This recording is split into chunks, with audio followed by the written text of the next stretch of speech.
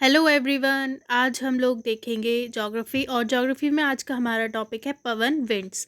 तो आप सब जानते हैं कि हमारे आसपास क्या होती है, एयर होती है। ठीक है, एवरीबडी नोज हमारे आसपास क्या होती है, एयर होती है।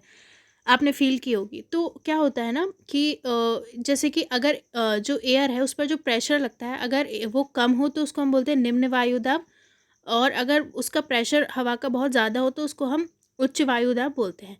और आपको एक चीज़ पता होना चाहिए कि जो वायु है वो हमेशा हाई प्रेशर से लो प्रेशर की तरफ जाती है। तो अगर देखिए एक तरफ ज़्यादा बहुत ज़्यादा हवा है, ठीक है, यहाँ पर, और यहाँ पर कम हवा है। तो जहाँ पे खाली जगह होगी वही तो जाएगी ना एयर। तो क्या होगा कि हमेशा हाई प्रेशर से लो प्रेशर की ओर वायु चलती है। ऐसा क्यों होता है? ऐसा वायुदाब की विषमताओं के कारण होता है, क्योंकि हर जगह प्रेशर अलग होता है। और अगर क्षैतिज रूप से प्रभावित होने वाली इन हवाओं को ही हम पवन कहते हैं। ठीक है, अगर क्षैतिज रूप से जब ये प्रभावित होती है तो इन हम हवाओं को ही पवन या विंड्स कहते हैं। अब देखेंगे कोरियोलिस बल के कारण पवनें उत्तरी गोलार्ध में अपने दाहिनी ओर और दक्षिणी गोलार्ध में अपनी बाईं ओर विक्षेपित हो जाती हैं। तो व्हाट इज़ कोरियोलिस बल? देखिए, जब अर्थ घूमती है तो उसके घूमने के कारण उस पर एक बल लगता है, उसको कोरियोलिस बल कहते हैं। तो उसके कारण क्या होता है फ्रेंड्स, जो पवनें हैं वो उत्तरी गोलार्ध में अपने दाहिनी ओर, मतलब जहाँ वो चल रही है तो अपने राइट साइड, और दक्षिणी गोलार्ध में अपने लेफ्ट साइड की ओर मुड़ जाती हैं। पवन की उत्पत्ति और उनका प्रभाव कई कारकों का प्रतिफल होता है यथा।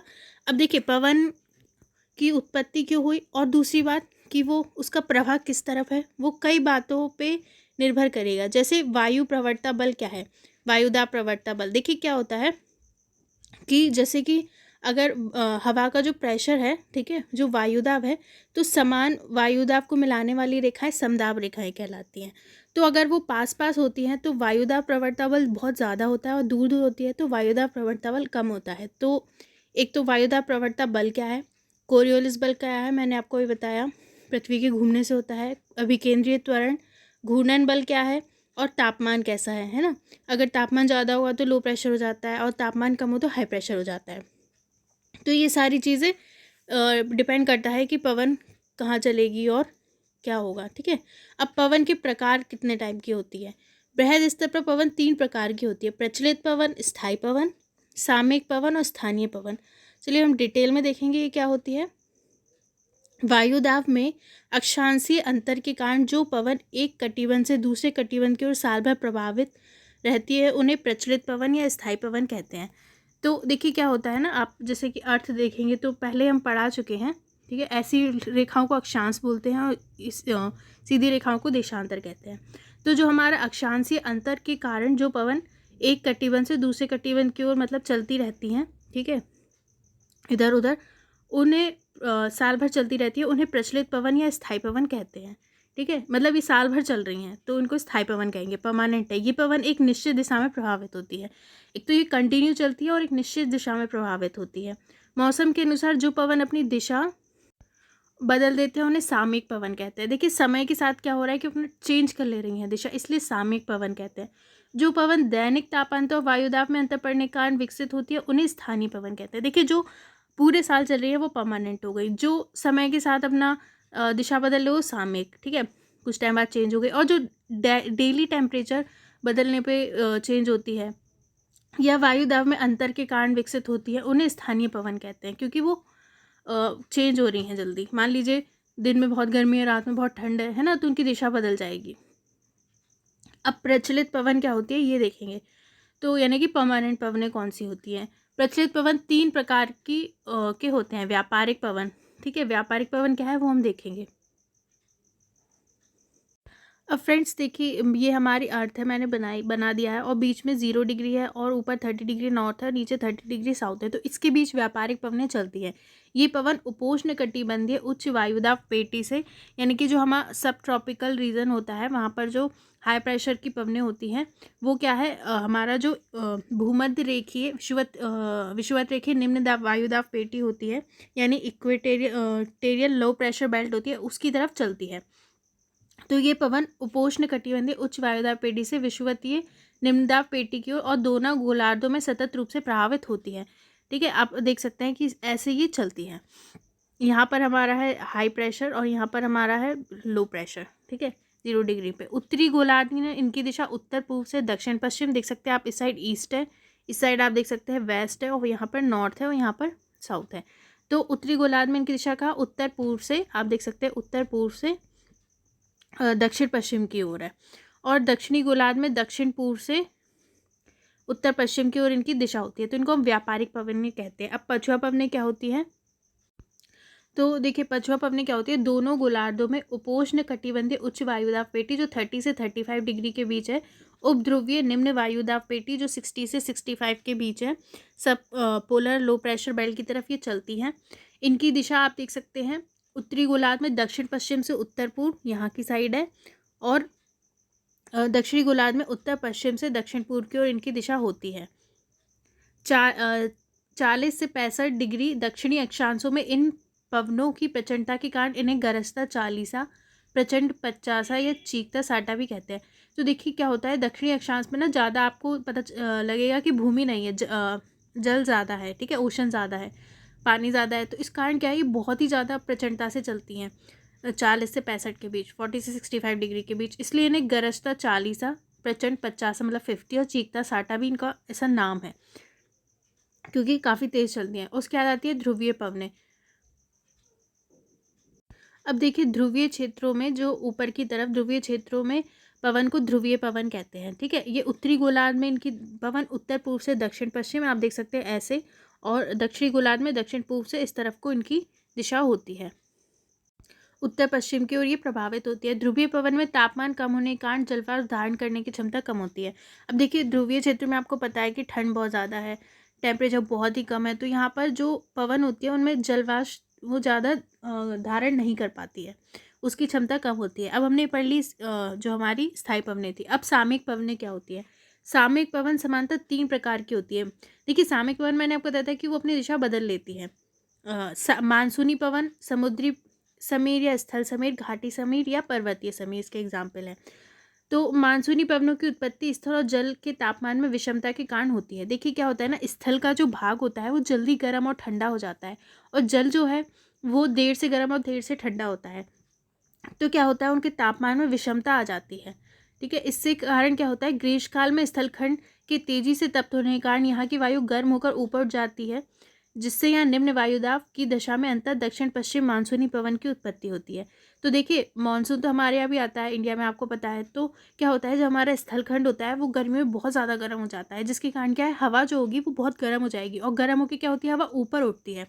ऊपर उठने के कारण यहाँ पे क्या हो जाएगा, लो प्रेशर हो जाएगा। अंततः दक्षिण पश्चिम मानसूनी पवन की यहाँ से उत्पत्ति होती है। ये वाला मानसून से रिलेटेड मैंने पूरा टॉपिक पढ़ा दिया है, तो आप ज़रूर देखें, अगर आप ये वाला वीडियो देख रहे हैं तो आपको अच्छे से ये मानसून की उत्पत्ति वगैरह समझ में आ जाएगा। शीतकाल में क्या होता है, वायुदाब की प्रवणता उलट जाती है। तो आपको पता है कि ठंड में क्या होगा कि हमारी जो स्थल होगा वो जल्दी ठंडा हो जाएगा, जल नहीं होगा उतनी जल्दी। तो क्या होता है, पवनें अपोजिट चलती है, जिससे स्थल से समुद्र की ओर उत्तर पूर्वी मानसूनी पवनों का ये दोबारा 2 बार हो गया। जिससे क्या होता है, शीतकाल में वायुदाब की प्रवणता उलट जाती है, जिससे स्थल से समुद्र की ओर उत्तर पूर्वी मानसूनी पवनों का विकास होता है। तो क्या होता है, स्थल से समुद्र की ओर उत्तर पूर्वी पवनों का विकास हो जाता है। दिन के समय स्थलखंड पर निम्न वायुदाब के कारण समुद्री समीर का, अब देखिए समुद्री समीर क्या होता है, देखिए अगर ओशन के पास देखेंगे आप, जहाँ पर भी स्थल है, तो आप देखेंगे क्या होता है, दिन के समय स्थल बहुत ज़्यादा गर्म हो जाएगा, भूमि, तो हवा भी गर्म हो जाएगी, फिर वो ऊपर उठेगी, फिर लो प्रेशर हो जाएगा, जिसके कारण क्या है, समुद्री समीर का समीर यानी सी ब्रीज का विकास होता है। यानी कि समुद्र से हवा जिस स्थल की ओर चलेगी, वहाँ पे लो प्रेशर है तो। और रात्रि के समय सागर पर निम्न वायुदाब के कारण स्थल समीर होती है।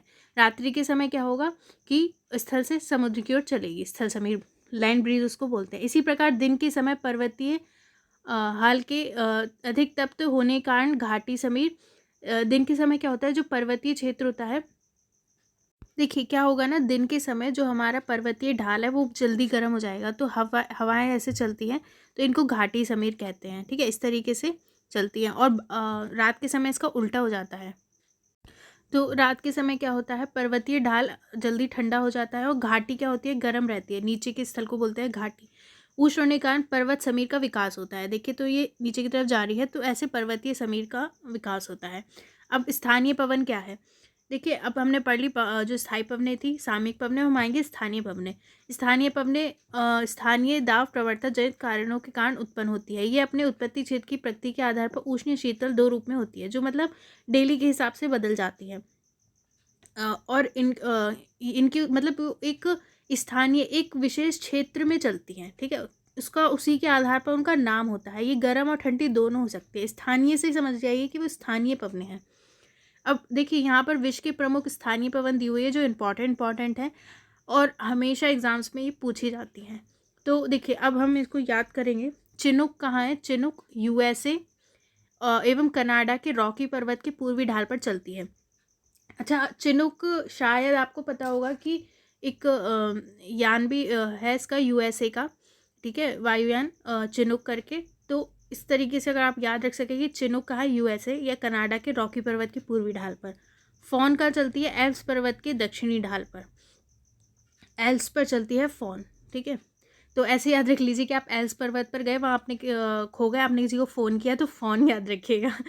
कुछ ना कुछ हम रिलेट करेंगे, तभी हमें दिमाग में रहेगा। सिराको कहाँ की है? उत्तरी अफ्रीका के दक्षिणी भूमध्यसागरीय क्षेत्रों की ओर।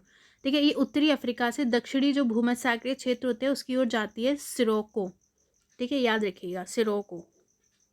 सिमुम कहाँ की? सहारा मरुस्थल अरेबिया क्षेत्र की है। हरमटन कहाँ चलती है? ये भी सहारा मरुस्थल में चलती है। देखिए ऐसे याद रख लीजिए, सहारा मरुस्थल में खाने के लिए कुछ नहीं होता है, तो वो मटन खाते हैं, तो हरमटन, ठीक है, हर लोग मटन खाते हैं, तो सहारा मरुस्थल में हरमटन और सिमुम, ठीक है। कुछ ऐसे याद कर लीजिए, सहारा से सिमुम, कुछ ना कुछ तो आपको करना पड़ेगा। लू तो आप सबको पता है, भारत का जो हम भारत में चलती है, भारत का महान मैदान। और ब्रिक फील्डर ऑस्ट्रेलिया में चलती है। देखिए हम क्रिकेट वगैरह फेमस है ना ऑस्ट्रेलिया में भी, तो फील्ड से कुछ ऐसे याद कर लीजिए। देखिए आपको वैसे आप याद करेंगे ना हमेशा भूलेंगे, लेकिन आप कुछ कनेक्ट कर लेंगे, एक दो बार रिवाइज कर लेंगे तो आपको याद रहेगा। तो ये हमने पढ़ी थी गर्म। अब ठंडी शीतल स्थानीय पवनें, देखिए हैं तो और भी, लेकिन हम इंपॉर्टेंट याद कर रहे हैं। मिस्ट्रल, जिनके आने के चांसेस ज़्यादा है। मिस्ट्रल कहाँ है? स्पेन और फ्रांस के पठारी क्षेत्र में चलती है मिस्ट्रल, ठीक है, याद रख लीजिए। ऐसे कि फ्रांस में कोई मिस्टर था या तो उससे याद रख लीजिए, स्पेन में तो मिस्ट्रल, फ्रांस और स्पेन में, ठीक है। बोरा कहाँ चलती है? एड्रियाटिक सागर के पूर्वी तट पर इटली में। इटली में कोई बहुत बोर हुए हम, तो ऐसे याद रख लीजिए, इटली में बोरा। साइबेरिया में चलती है बुरान, ठीक है, ये शीतल स्थानीय पवन है, ठंडी स्थानीय पवन। तो बुरान चलती है साइबेरिया में। बी से बुरान, बी से बेरिया से करके साइबेरिया, कुछ याद कर लीजिए। ब्लिजर्ड कहाँ है? यूएसए में, ठीक है, ब्लिजर्ड यूएसए में। तो अब आपको कुछ कुछ याद हो गया, उनको और रिवाइज कर लेना, ठीक है। नेक्स्ट में हम पढ़ेंगे जेट स्ट्रीम वगैरह क्या होती है। Thank you.